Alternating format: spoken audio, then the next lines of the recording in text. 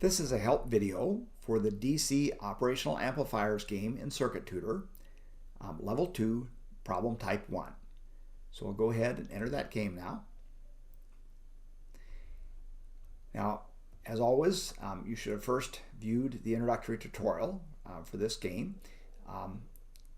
in order to learn the basic material that's necessary to understand how op-amps work and how we solve this type of circuit using nodal analysis.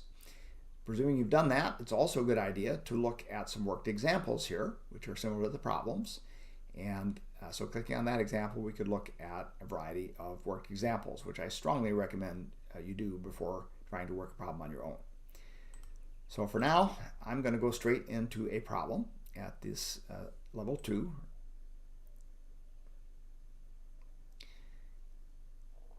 And we have a problem now with some instructions which tell us basically things that we need to do, and that can be accessed anytime from the help button on the menu here. So looking at this circuit, let's reflect a little bit on the nature of this circuit before we begin to solve it. So we notice that this is a circuit with a single op-amp here pointing to the right.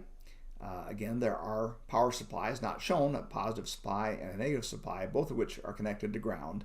So the op-amp himself is actually not connected directly to ground as shown here. That just means that that's shorthand for showing that there's actually power supplies that are connected to ground. But it helps to account for why KCL still applies to the op-amp, because otherwise you couldn't have current coming out of here because it has to come from someplace, which is from this, basically from the power supplies. So we do have proper negative feedback as we normally want to have. So that means there's a connection from the output of the op-amp back through some feedback resistors to the negative input. Always should go to the negative input unless we're trying to make an oscillator or some other type of device, which we're not doing here. Further, the input is basically this 8-volt source represents our input. And in practice, that would be a variable voltage, but we just set it to a specific value here. And that goes through some resistors over to this node, and so basically it goes to the negative input. And so that gives us a big hint that we have what's called an inverting amplifier here. Now you may wonder, why do we have 5 resistors? We don't need 5 resistors to do that. We really only need 2, because normally we need to have a feedback resistor connecting the output back to the negative input. Well, I'm going to let you study this for a moment, and which resistor or resistors do you think constitute the feedback resistor in this circuit? So think about that for a moment.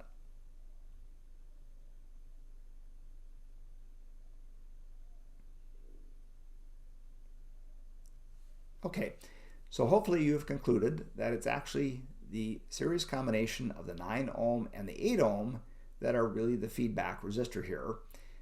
And you may say, well, what about the 5 ohm? Well, the 5 ohm actually here, if you think about it, it plays no role really at all in this circuit. And I'd like you to think again, reflecting on what you know about op-amps, or hopefully already learned, to understand why that 5 ohm resistor is completely unimportant in this circuit. So please think about that for a moment.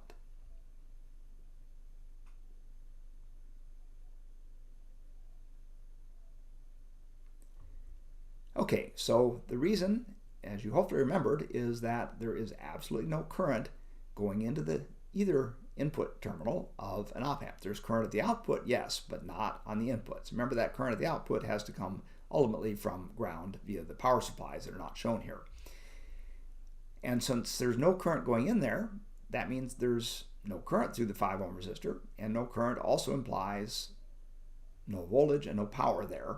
And so effectively, it's just like a short circuit, really. It has no significance being 5 ohms. So that is really not part of the feedback resistance, only these are. And then you say, well, okay, there should also be an input resistance in an inverting amplifier, and indeed there is, except here it's actually sort of hiding in the form of 2 parallel resistors, which effectively are a single resistor, although we do want to know one of the currents, just because that was requested.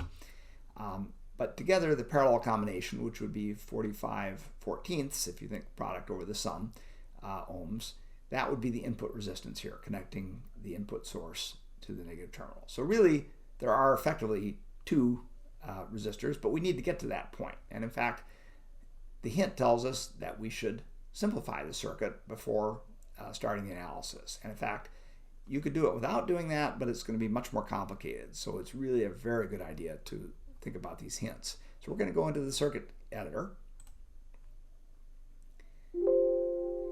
And it's going to give us a special warning here to make sure that we don't do an editing operation that leaves either VB or VA disconnected from the circuit, which is possible to do in some cases because that would make it an invalid circuit, and we won't be allowed to do that. So just keep that in mind. It's not going to be a big problem for this circuit, but it is sometimes a problem. So let's go ahead, and we know that these two resistors are in series because they belong to the same pair of meshes. There's a mesh here and a mesh on the outside, and also they're obviously connected to each other directly, nothing else connected in the middle. So let's make that 17 ohms, and then we'll change this one to accommodate, or basically reflect the fact that we put its resistance over here. So we'll change it to 0 resistance or short. It would not be an open. That would definitely be incorrect. Okay, so now we'll check that combination. And that is correct. Now, it's not going to let us really do anything with the 5 ohm. Maybe in the future we'll make that possible. But right now, we can't really change that one. But here we do have two resistors in parallel. But notice that we can't really just combine them, because if we did that, we would lose one of our SOT variables, which is this current through the 9 ohm resistor. So in order to preserve that value, we have to first do what we call a SOT variable transformation. So what I'm going to do, I'm going to right click here, and I'm going to add, using this menu, a SOT voltage, having passive sign convention relative to that current. So I want to have the positive sign on the top, just because that avoids unnecessary minus signs. And we're going to create a SOT voltage across that to change this SOT current into a SOT voltage, because the SOT voltage will survive the combination of those two resistors in parallel, whereas a SOT current will not. So in other words, if we combine them in parallel, the current going through that parallel equivalent is not I naught, it's the sum of this current plus the current that was going this way. And those two currents add, so we wouldn't be getting the correct current if we did that. Okay, so I'm going to label this V naught here with a lowercase o, and then I'm going to right click again to remove now the SOT current. So I'll change that to none. And it says in order to delete that, we first have to write an equation for it in terms of existing solder control voltage on the same element or in parallel with it. So that would of course be in terms of V naught. So it's going to put us into the equation writing system here for a moment, and we can write our equation for I naught and say, well, that's going to be equal to, using Ohm's law, V naught divided by the 9 ohms. So we just fill in V naught divided by 9 ohms. And hopefully you're remembering, anytime you use Ohm's law, you want to be very careful about polarity, because polarity will cause lots of errors if you don't worry about it. Here we say that current is going into the positive side of the voltage, so that is indeed passive sign convention, so we don't need a minus sign here. But remember that depending on how you had selected the polarity of V naught, you might very well need a minus sign. So I've avoided that, but be careful because you may need it. Okay, so now we're going to check that equation. And it is correct, so we just press no more equations to go back into the editor. And now that current is gone. It's just been preserved here in the form of an auxiliary equation that allows us to evaluate it without it being on the diagram. And now let's combine those two in parallel. So again, the formula is the product over the sum for two parallel resistances. So that's 9 times 5, which is 45, divided by 9 plus 5, which is 14. And I could actually enter that as a fraction even, 45/14. Circuit Tutor now supports entering fractions there. Or, no, actually maybe it doesn't in this case. All right, so then we'll put that in. Let me change that so that it does. But in any case, that would be 3.214. And then this resistor now needs to become basically an open circuit because we put the resistance, the parallel resistance, into this one. So I'm going to click the delete key there. And now we'll check that combination here. And that is correct. Okay, so now you may wonder, is there anything else we can do to simplify the circuit? And basically the answer is no. There are no resistors now that are in series or in parallel. We're not really enabled to do source transformations in this mode, and it wouldn't really be very beneficial anyway. So we're done editing, and we'll go back and solve this circuit. But this is going to make the equations considerably simpler to have done that simplification. So it's always a good idea to do that if you can. So now we're going to conduct a nodal analysis, as we pretty much always use with op-amps, because mesh analysis, it may be a non-planar circuit, and some of the elements are actually sort of hidden inside the op-amp anyway, so we really can't do a mesh analysis. So because we have a voltage source, we are going to need a voltage constraint equation, as in any DC nodal analysis. And basically the 8-volt source is controlling the voltage of node 1 relative to ground. So we'll just set one voltage there equal to a fixed value. And that's going to be V1. And then that's going to be just 8 volts, because basically what the source does, it makes V1 minus 0 equal 8. So that's the same as V1 equals 8. So we'll check that.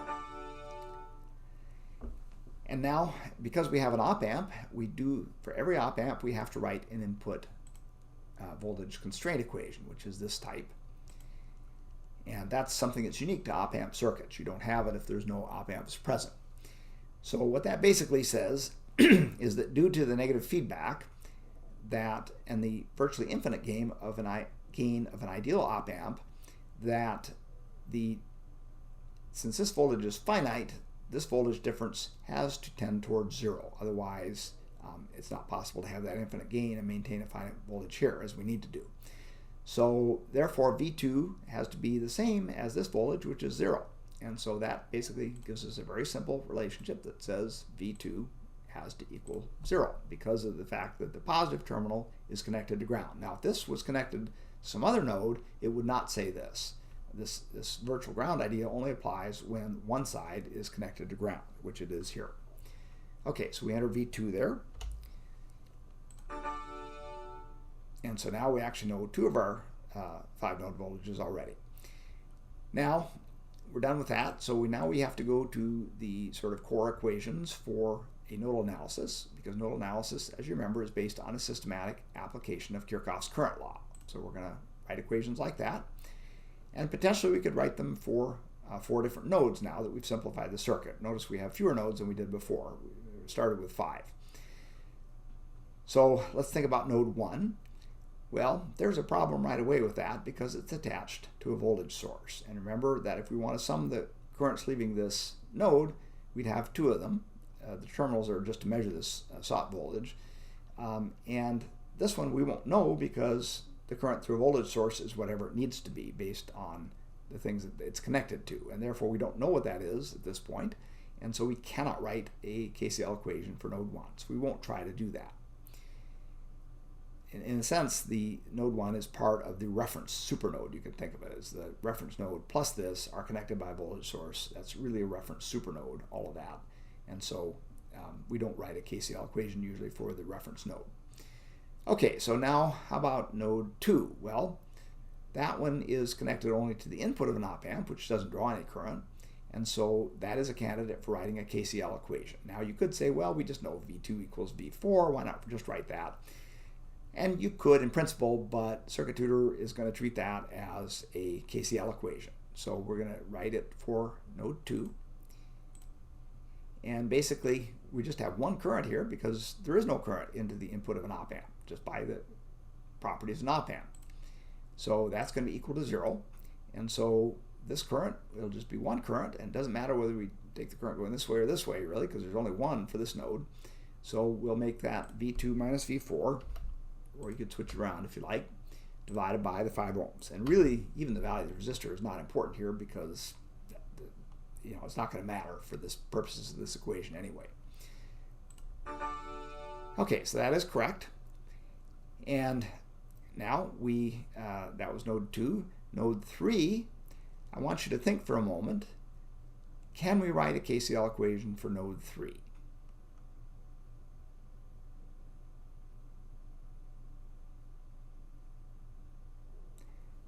So the answer is we cannot write a KCL equation for node 3 for a very simple reason. It looks like it's okay, but in fact it's not, because inside the op-amp, hidden in here, is effectively a voltage-controlled voltage source connected to the output. That's what's supplying all the output current from ground.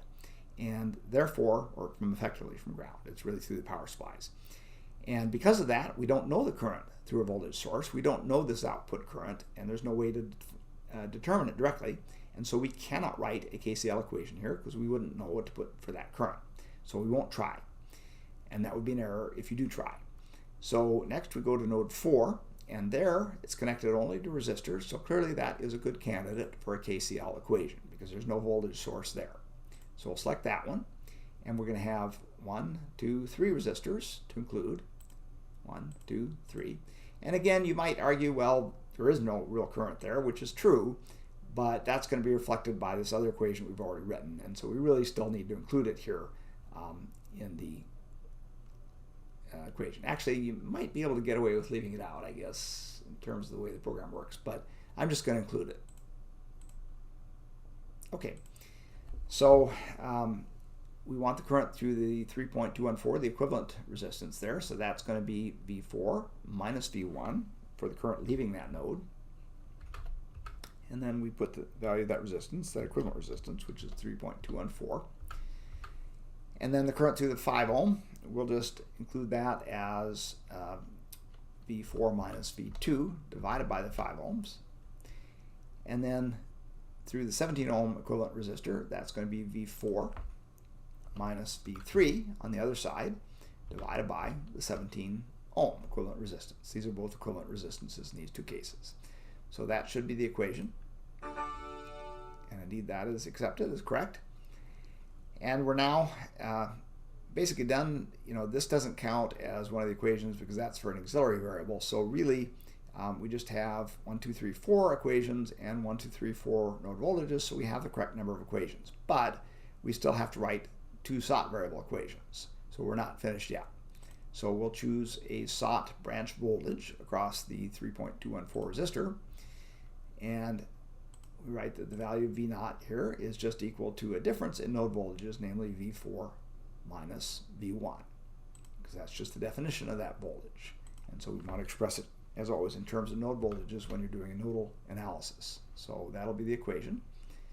If you know the answer, you could put in a numerical value, which would allow you to skip a lot of this other stuff, but I'm just going to do it this way.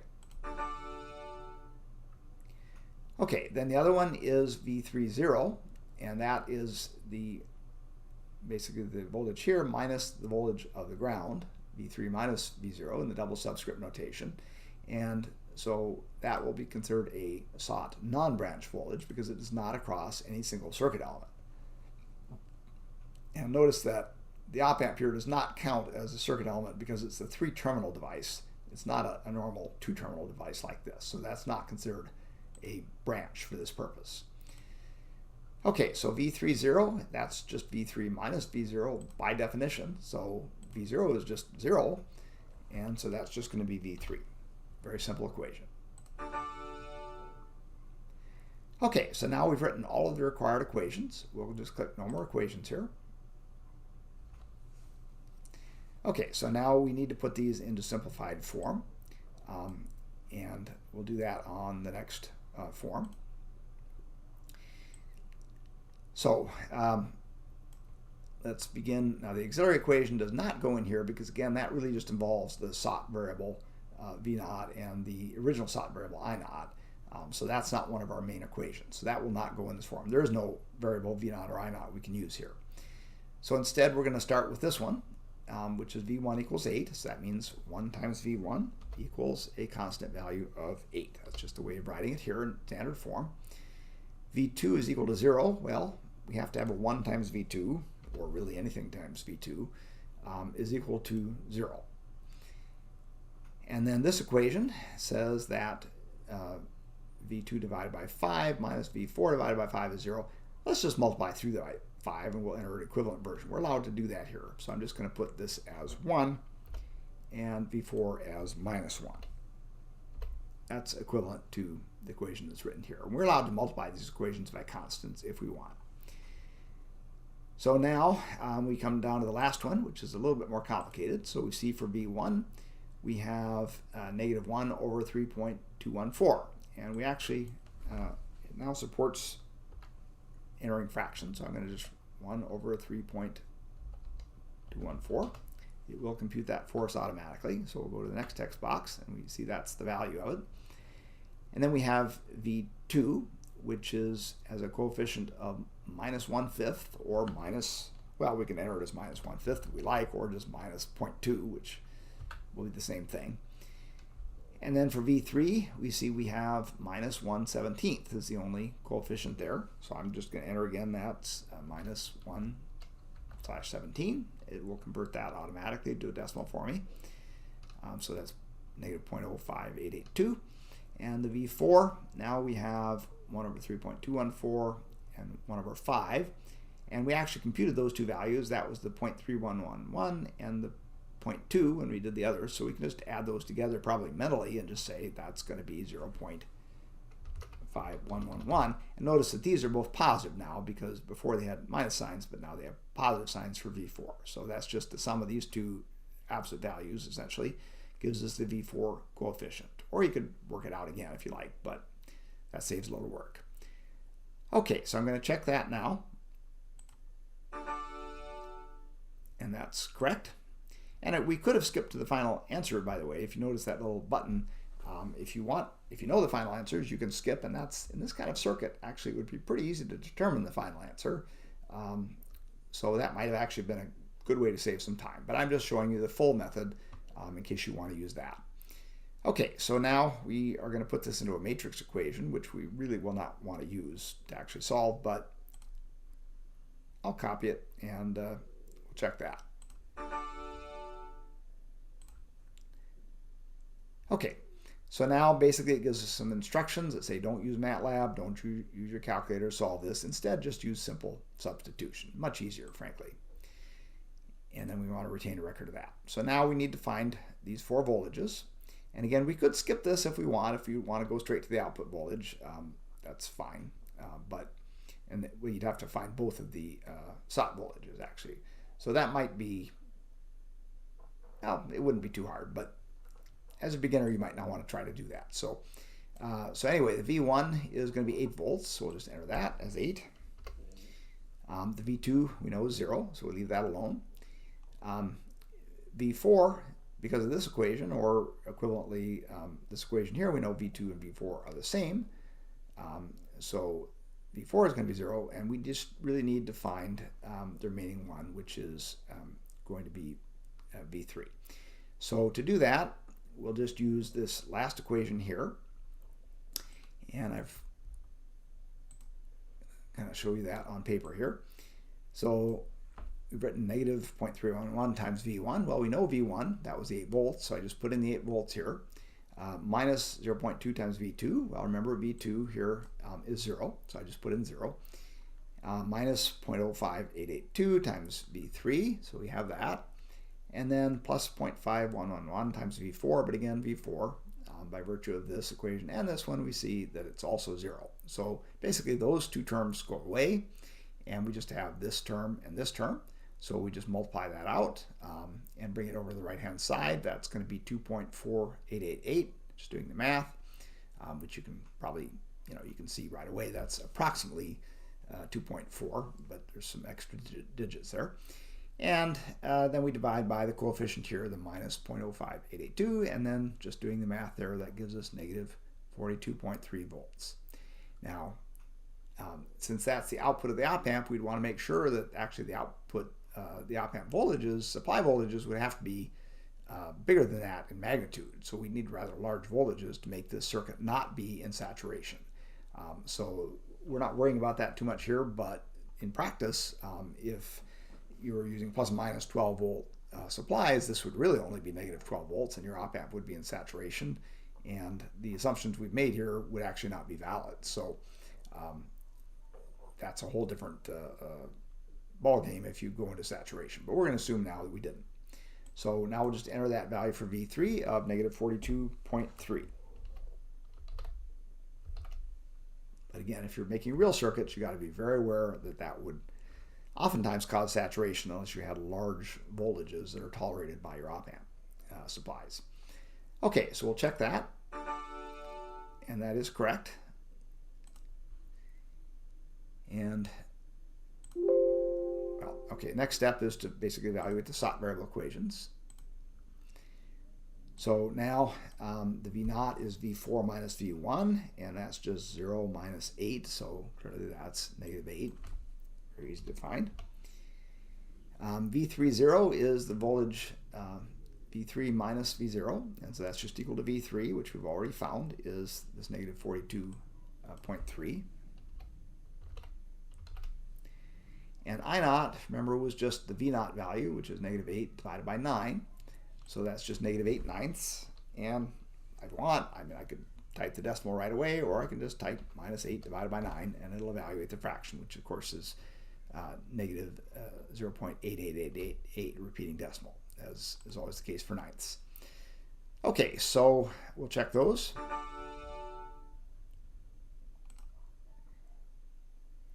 And that basically completes the problem. And again, if you wanted to do it a quick way, you could have maybe just observed this circuit and say, well, the gain is going to be 17 divided by 3.214 with a minus sign, because it's the feedback resistor divided by this, multiplied by 8. So if you just take 17 divided by that, multiplied by 8, you would get the same value here with a minus sign, as I said, because it's a negative gain. And that would have given us the -42.3. So that would actually have been a much faster way to solve, although then we'd have to go back and work out this. And this would actually be, this voltage up here is going to be 0, because again it's controlled by V2 because there's no current through here, and V2, remember, is 0 because of the op amp. So basically it would be 0, and then this is 8, so you could easily work out the current through that, through one of the original resistors. Okay, so it did store a transcript here, and you have the option to see a detailed solution, which will show you all the steps that were involved that we took. Not the fast way, but just the sort of brute force or thorough way. And so it shows you all the combinations of resistors, combining the 8 and 9 ohms, combining the resistors in parallel after changing the SOT variable to a SOT voltage, and writing the auxiliary equation, and then and combining the resistors in parallel then, and finally writing the equations as we discussed. And here it's illustrating each of the KCL equations, this one being very simple, and we could see the other one as well. And you can get explanations about the op-amp constraint equations if you need to, and basically a very quick review of the theory in the introductory tutorial, the voltage constraint, and the KCL equations. So I'm going to go ahead and close that up now. And again, the review work button will bring up your transcript of the PDF file that shows the full record of your work. So that concludes this problem.